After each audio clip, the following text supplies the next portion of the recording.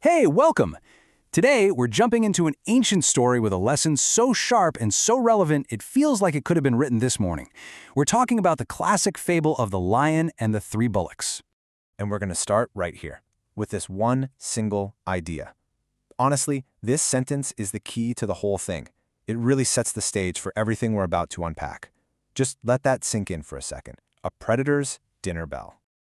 This story actually comes to us from Aesop, but it is so much more than just a children's tale. It's basically a masterclass in collective security, a warning that has been echoing for centuries about the real cost of fighting amongst ourselves. Okay, so let's set the scene. Picture this, a big open field. And in that field, you've got three powerful bullocks. They're strong, they're confident, and, this is the most important part, they're together. This place is their sanctuary. But on the edge of that field, there's always an external threat, a lion. And he's always watching, always waiting. Now, he's tried to attack before, but something has always stopped him. And this is what stopped him, their unity. Every single time that lion got close, he wasn't just facing one bullock. Oh no, he was facing a wall of sharp horns and powerful hooves. Together, they were basically a single, impenetrable unit. He just couldn't win. And then, the turning point. Something shifted, not in their strength, but in their relationship with each other. A silly disagreement, a fight, an argument, and just like that, the fortress began to crack, right from the inside. So the bullocks, furious with each other, they all retreat to separate corners of the field. And for the lion, well, this was the moment he had been patiently waiting for. See, he didn't have to be stronger than all three of them at once. He just had to be stronger than one of them, 3 separate times. Okay, let's really dive into this, because the story itself seems simple, right? But the strategy it lays bare is incredibly sophisticated. This was never a battle of strength. It was a battle of patience and psychology. There's actually a term for this, strategic fragmentation, and it's a core principle for predators everywhere, from the wild all the way to the corporate boardroom. The strategy isn't to break the group's defenses. It's much simpler. You just wait for the group to break its own defenses. Now, this is what's so fascinating. It completely reframes the conflict. We think the lion's power is all about its physical weapons, right? The claws, the teeth. But the real lesson here is that the lion's actual weapon was the bullock's own argument. He just took advantage of a weakness they created all by themselves. And this just nails the point perfectly. Their individual power never changed one bit. They were just as strong alone as they were together.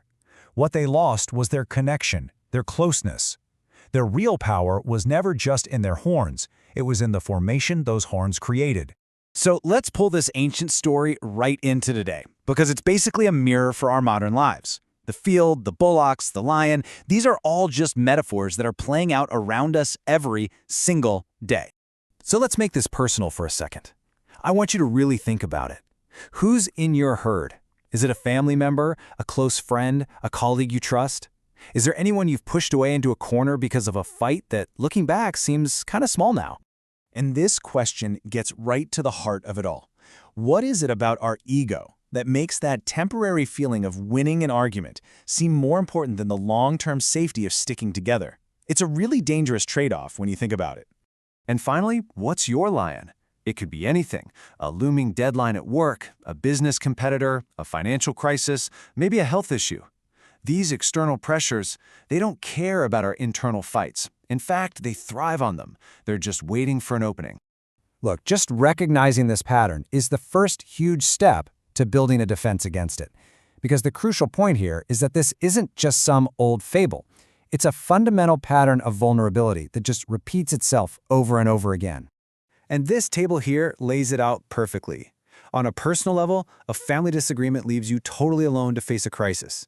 In the office, it's team politics that lead to a project blowing up. In the business world, it's small rivals who refuse to work together and then get picked off one by some corporate giant. You see, the pattern is always the same.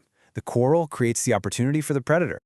So what do we do about it? I mean, knowing the pattern isn't quite enough, right? This fable is really a call to action. It's a reminder that our safety is an active choice, one that we have to build on connection and mutual support. And hey, science completely backs this up. This is a concept from biology called social cohesion. Herds that stick together in a tight formation have an insanely high survival rate, like 95%. But the second that cohesion weakens, look at that drop. It plummets. And for those that break away completely, it drops to pretty much zero. The data couldn't be clearer. Isolation is a death sentence. And that brings us to these 4 powerful ideas, 4 mantras you can apply to your life. 1. Protect your community like you protect your own life. 2. Remember you are always stronger in a circle than you are in a corner. 3. Make it a priority to resolve internal fights so you can maintain your external defense. And 4, maybe the hardest one, value unity way more than the vanity of being right. And we're going to end it right here, because at the end of the day, this is the only thing that really matters. The challenges and threats out there are completely indifferent to our reasons for being divided. They're only looking for one thing, an opening. Who's standing alone? Don't let it be you.